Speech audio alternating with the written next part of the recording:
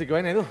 Well, thank you. I told them you're the Spanish grandfather of startups. How does that happen? Why are you that person? Well, first because I have gray hair. Second, because I sold my company in 2007, where many of you were not born. So, yeah. And they always ask me to tell the same story. Grandpa, tell us, how did you sell Panoramio to Google? If we were like 2015, we'll be doing the Startup Grind in Barcelona 23rd conference, something like that. Edu, can we talk about how you sold Panoramio to Google again, like for the 23rd time? But no, let's talk about Mailtrack, right? Because sometimes you describe Mailtrack. I don't know, how many people know Mailtrack here? Are you users of Mailtrack? If you're not users of Mailtrack, you should be users of Mailtrack. Go pay now. It's a really good product. It's basically like WhatsApp's double check on your Gmail inbox. Good for sales, good for knowing whether people read your emails or not. And one of the things you describe it as it's a shitty SaaS or a shitty Chrome add-on, right? Why are you like this with your own company? Well, I mean, look at Chrome Web Store, the marketplace of extensions. So most of them, they are ad blockers, and then another large part of them, they are people that steal your data and sell it without your knowledge. Yeah. So I'm in a marketplace with plenty of criminals that they are soon going to be banned by Google.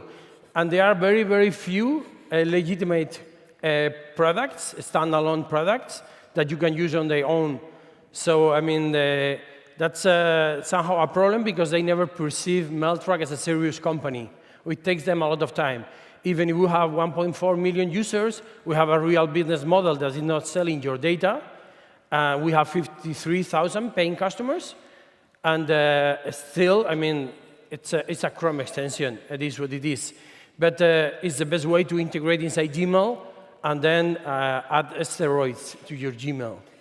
Actually, one of the things, I was reading an article very recently, and it said that the most profitable internet companies are, first of all, are e-commerces, and second, are Chrome add-ons. Like, you wouldn't believe that. So, how do you think this is possible? But the Chrome add-ons, did you count the criminals? Well, I didn't count the criminals. I don't have that. Probably they are time, counting them. So I mean, from a perspective that you are using normally when you create an extension, you build something on top of something else. Yeah. And then you benefit from the network effects. In our case, you build something over Gmail. Yeah. It's somehow extremely complicated, and you don't control the interface. Every time Gmail makes changes that break down Mailtrack, we live with that. We get also benefit from 1.2 billion users from Gmail. And then from Gmail, we get those users, and we integrate our features, and automatically we become useful from the very first time. And I like to be an extension, and I think it's a great place. Also, the Chrome Web Store has a huge amount of traffic. We have like 1 million daily impressions inside the Gmail, the Chrome Web Store. A few people knows that. We get like 130,000 new sign-ups per month. Wow. So that's a huge amount of traffic of installs. Of course, not all of them become active users. They don't become paying users, but it's huge. And everybody, because of those like so-called private data thieves, or you see also a lot of compliments from large companies. You see like add-ons from Google or from G Suite or from any company has an extension. You don't see the real product inside. There are a few of them. Let's stop here in a really important point you said. We are built on top of Gmail, right? So you're kind of like a time bomb company, right? If there's one day that Gmail goes away, or they block, or they change their structure, so your company suffers a lot from it. Or how do you solve this? I mean, Gmail can disappear, and also a meteorite can hit the Earth. I mean, I'm not this kind of person, obviously, that worries about that. I mean, also Panoramio was built on top of Google Maps. Yeah, and you got a story there with Google, right? Yeah, well, I mean, as I said, you build something on top of something, you get benefits and you get risk. Yeah. I mean, there is no business with a lot of benefit without a comparable risk. So I live with that. Also, I try to develop features that Gmail is not developing. For example, a lot of competitors, or like so-called competitors of Mailtrack, they have send later feature, schedule emails, and they also have snooze feature, like Boomerang, Strike. We never developed those features. We focused in doing one thing good. That was the email tracking. Exactly. So we are more reliable than anyone else. And then we have a lot of edge cases covered that I don't think anyone else is that crazy to cover. Just because we do only one thing, we do it best. And one of the things that you also said it's we or you as a Chrome add-on or like a small business, you don't have a lot of structure. And you compete against some other Chrome add-ons that are actually just one person. One developer developed this, is making a lot of money with large sums of money because he gets big contracts, and you have turned it into a company. Like, how do you compare this to? Yeah, I mean, typical thing when the first time Nacho, that was the previous CEO of Mailtrack, told me about the idea. I was advisor from the very first moment, and he told me about Mailtrack. Yeah. And it's a typical thing you say, but a full stack developer cannot do that, he alone, maybe a couple of full stack developers. Yeah. And then you start learning about the business, and of course it's possible. There are a lot of extensions that they do similar product. There are a lot of clones of Mailtrack with very similar interface done by only one developer. But just go ahead, install this extension, and you will see how many times it breaks down, or like slows down Gmail, or does a lot of things, because only one person on all those edge cases that they don't consider, you don't get such a good product. And then that's why we really need a team.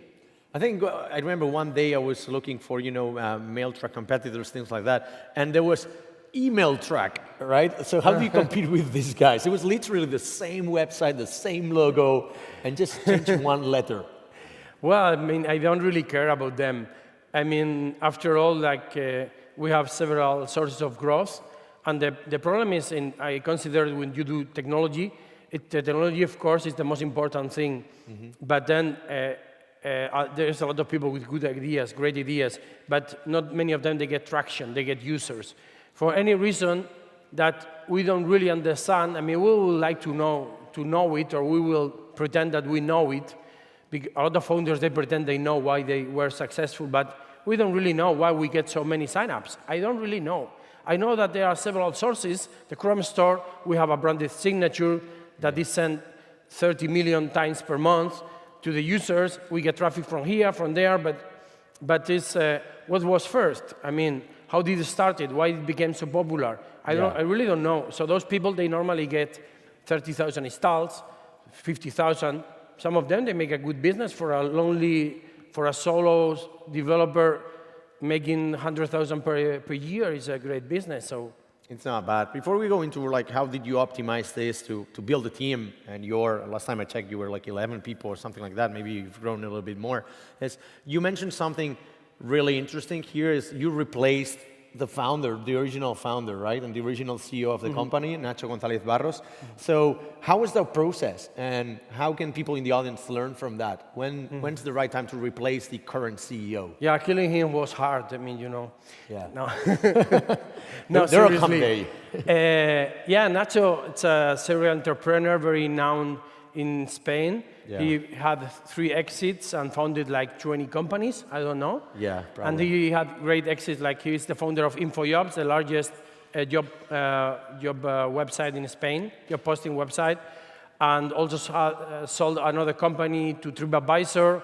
And he cannot be more than 5 years in the same project.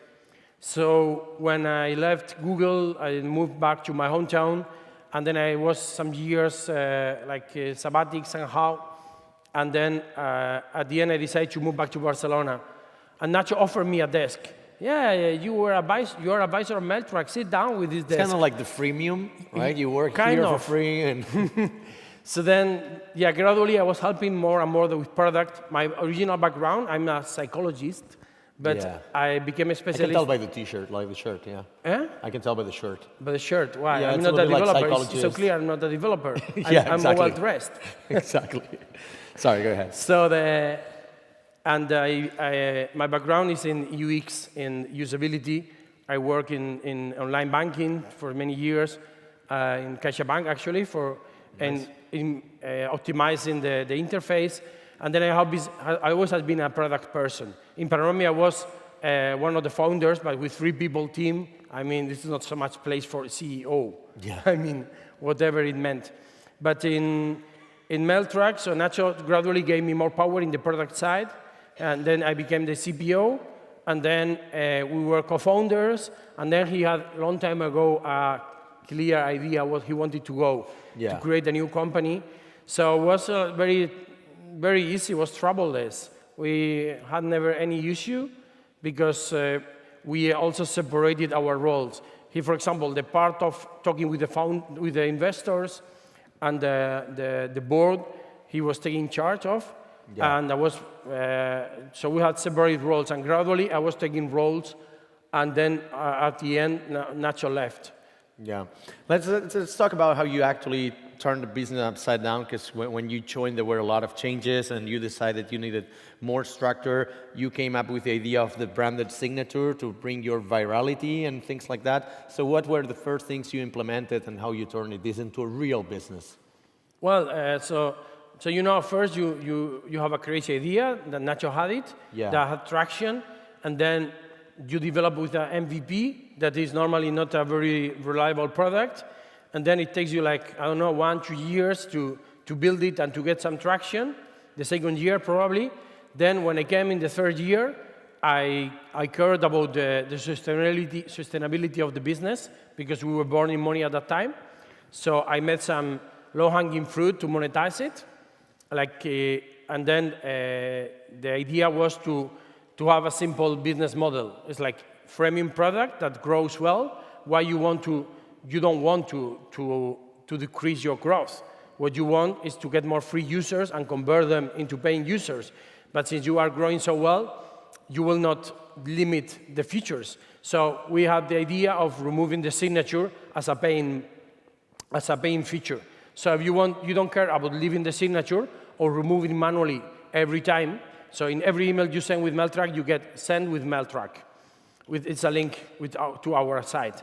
Mailtrack is a tricky name, so captures attention of the people. So a lot of people, they click on the signature.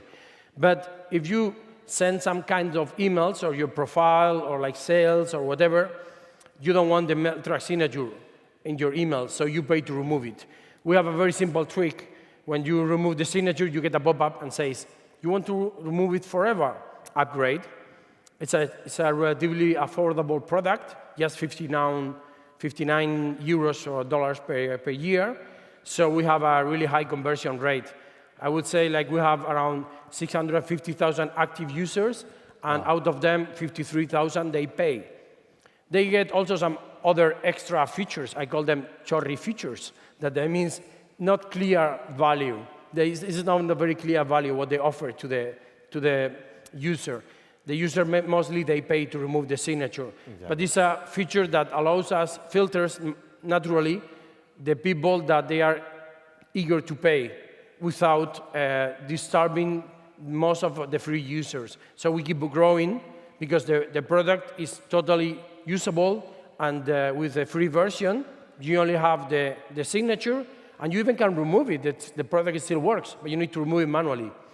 Yeah, I think Nacho calls them, this kind of feature, that calls them like feel like shit features. Like, if you do this, you should feel like shit. If you remove manually the signature every time and you don't pay like €3 a month, you should feel like shit, right? Well, Is that a growth yeah, hack? yeah, it's true. But we also have discovered that the other users, they leave the signature because they want the recipient to know that they have been tracked. So they take them more seriously. So it came to my mind, we can charge to remove the signature and to add the signature too. So it's like, oh, wonderful.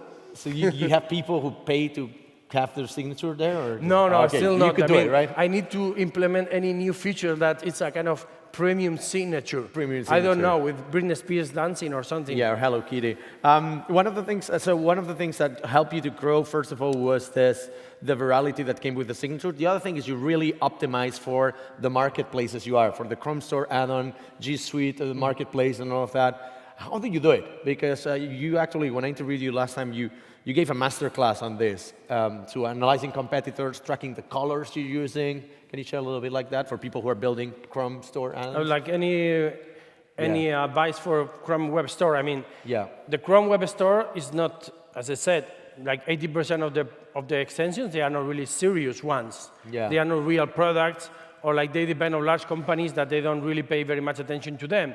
So with this very simple tricks, that you get in the first position for a lot of searches, like the old style SEO, like repeating a lot of times your keyword, not too many, but just repeat it 4 or 5 times. It works. Yeah. Amazing. Because there are no very complex algorithms for Google that Google implements to control or to decide what appears first. So it's a kind of a strange combination between amount of comments, reviews, but also the density of keywords. So with such a simple trick, you rank the first for searches as email, as generic. Yeah. So it's somehow easy to rank inside Chrome Web Store. But there was some things, I remember reading some articles in which they said, like, if you actually have got a video there, it actually increases your conversion, or if the background of the images has got like blue color, is better than sure, red. because you did that as well, right? Did you A/B test? I mean, you get a lot of impressions inside the Chrome Web Store. It's not only when someone searches for you. Yeah. So when you see the grid view, then a lot of times, most of the competitors, they only have a small square where you can represent your logo. So it's easy to use a different color, or like in our case, for example, we decided that logos were not very informative, and the name is very small. Unless you hover your mouse over the image, it doesn't show up. Yeah. So you need to add text in the image itself with decent size, so you can easily read it. So in Mailtrack, we have a logo, but we explain what we do in the image.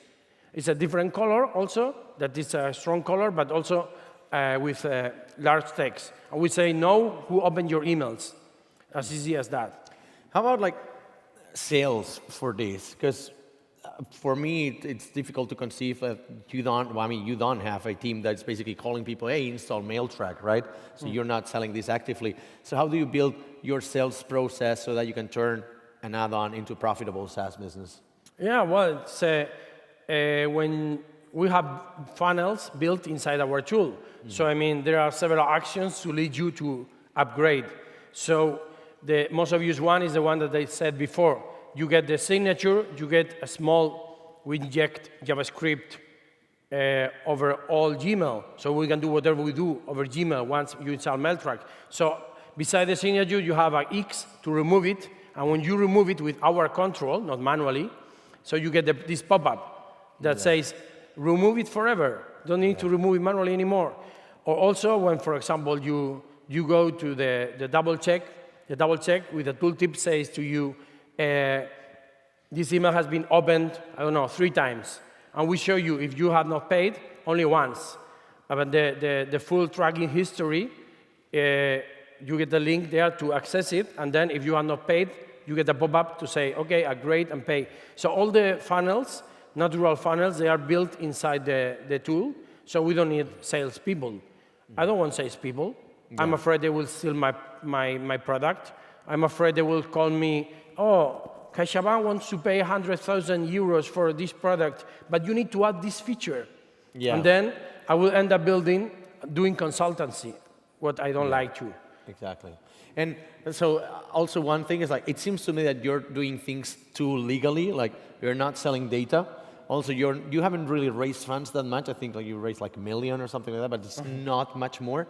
And in spite of that, you're getting a profitable business. So what's your plan to actually increase it? Have you reached your top, or can you actually grow more? So no, I mean, we really don't know. I mean, I don't have I didn't bring my crystal ball. Yeah. But last year we made 1.7 million euros. This year we expect to make 2.5 million euros. It's still a small business. Yeah. But it seems pretty sustainable. And then we know that the email marketing market is somehow reduced. Reduced is small. It's not such a large market that people actually be actively searching for email tracking. We know that there is a beautiful world with flowers and honey and wine in the CRM world. The CRM world is we have a lot of I don't call them competitors because we are not competing with them directly. Our users, they don't use CRMs software, and it's too complicated for them. But we discovered that email tracking is at the same time a very popular feature and a very specialized professional feature. So we grow through popularity, but we get professionals. And those professionals, they need more advanced features. They are native to CRMs, like follow-ups of email, or like sending newsletters from Gmail. So I remember I was talking I was with you with that meeting to Uber. Yeah. And then I remember this person said, "Oh, I use Gmail to send newsletters. They don't use even MailChimp for newsletters. A lot of people, they don't want to move to MailChimp. Yeah. So if we implement that inside Gmail in a way that doesn't make it complicated, we can add more functionality, we can get more users, eventually we can charge more." Yeah, because I was going to ask, you guys are building a lot for B2C, and we all know the money is in B2B. Why are you so focused on B2C, and when are you have plans to move over there? B2B, for me, it's an unknown world. Yeah. I mean, you can do it very well, and then if you don't being the decision maker in that company, if you're champion, you somehow go to a company, they tell they love your product, and someone you think is your champion, and then afterwards is no one in the company. Yeah. And then you have been pitching for 6 months and no deal. And then even in some cases it takes 6-8 months to close a deal. Yeah. I mean, and depends more on the capacity of your salespeople and their skills than your product. I like to build products. Whereas you are in your office, you're kind of like this in your office, and the users come in, right? This is what you do. Yeah, I mean, I have 700 users. I have Mailtrack infiltrates a lot of companies. Yeah. There are 700 users inside Uber using Mailtrack. Only like 12 of them, they do pay. Well, so I suppose eventually I will send a salesperson to that office. Yeah. But this salesperson will be based in the US, will cost me a lot of money, will spend money in expensive hotels and golf courses and so on to get sales. And I prefer to spend money in my developers and to get more features and grow in the other side that I know what I'm doing. Yeah, or you could do the sales yourself as a CEO. Well, it's tiring, if right? the deal it's complicated. It depends. I mean, once you have infiltrated the companies, when you come to Uber and say, hey, you have 700 users under your domain, so it's just a matter of how much. It's not a matter of knock, I'm Mailtrack, I'm good. Yeah. So maybe I will do it once. I mean, I have to learn that. I want to say, you seem to, I think, large percentage of your users is in the paying users. If I remember correctly, like 80% of your revenue comes from the US, right? Mm-hmm. So why are you not in the US? And how do you market them on? Because Nacho is from Barcelona. Yeah, well, yeah. Nacho let's blame it on Nacho. Has allergy to traveling. Yeah. And then he never considered the idea of doing anything outside from Barcelona himself. And then, I want to make the Mailtrack more distributed and gradually working remotely to get talent from other places. But for the moment, I have no plans for expansion to the US. What would be, just I'm thinking into the future, right? I know you're not focused on this, but so what are the plans that you can share? So what do you have in store for Mailtrack, and what's a potential exit strategy for a company like Mailtrack? Yeah, so I mentioned before some of the features that we want to add, and somehow we call it internally invisible CRM. Yes. That's the kind of project, because our users, they don't want a CRM, they don't want complexity. I don't know, some of you have installed Strike, for example. It's an extension that allows you to manage leads and prospects, and in a very good way if you know what you are doing, but it changes Gmail completely. Imagine a lot of people, they didn't move out of Outlook still. I mean, they are in the Stone Age, and they are happy there. Yes, no one wants to. So email is a very basic everyday tool. No one wants to change that tool. So we want to add it in a very different way. The same way we added the double check from WhatsApp. Yeah. That was a minimalistic way to say if your email has been opened or not. Yeah. Maybe it's not the best way, but it's very minimalistic, and a lot of people, they don't want any other information there. So there are other features that can help you with the follow-up. For example, now we send a notification if your email has been opened more than 5 times in the last 6 hours. It means that email is hot. Yeah. It means that if you send that to someone that you have an interest, you send your resume, you send a quote, whatever, yep. That quote has a lot of potential that will be closed. Typically, when it has been read more than 5 times in 6 hours, it has been forwarded inside the organization of that person. So, but we don't have any kind of a strange process. We just send you an email notification. So we integrate inside Gmail. We use Gmail as a native feature, and we are fake native. And last question, we got to wrap this up, is, you sold the company to Google already, so it's not a matter of when, it's a matter of how much. How much will Google pay for you? Google will never buy MailTrack. You never buy MailTrack? Why not? Because, that's one of the reasons we feel somehow safe, because there are a lot of privacy issues regarding MailTrack.